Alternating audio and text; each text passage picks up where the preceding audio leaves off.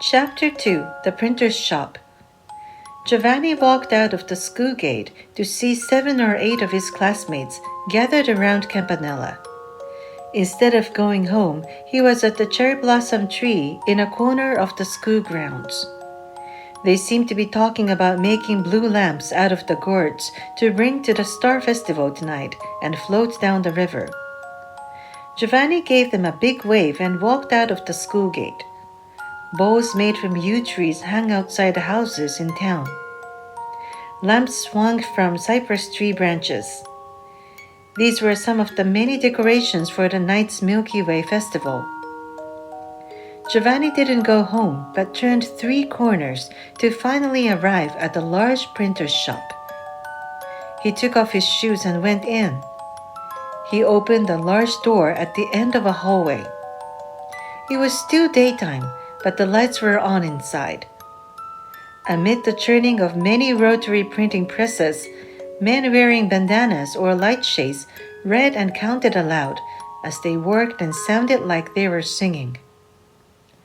Giovanni bowed to the man seated at the 3rd high table from the entrance.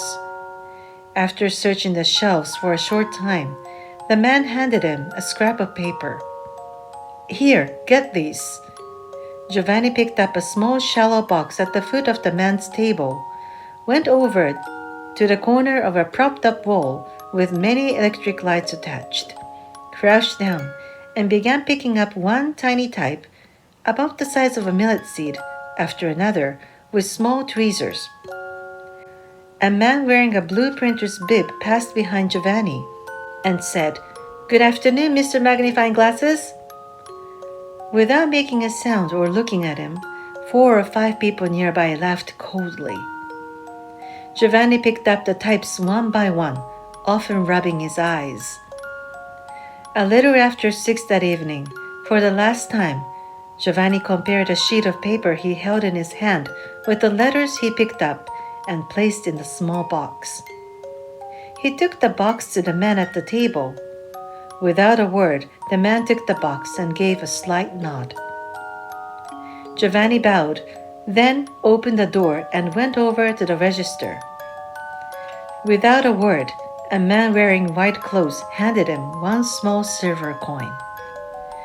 Giovanni parked up and gave a smart bow. He picked up his bag under the machine and dashed out to the street. Whistling lively, he made a beeline to the bakery. He bought a loaf of bread, a bag of sugar cubes, and raced out.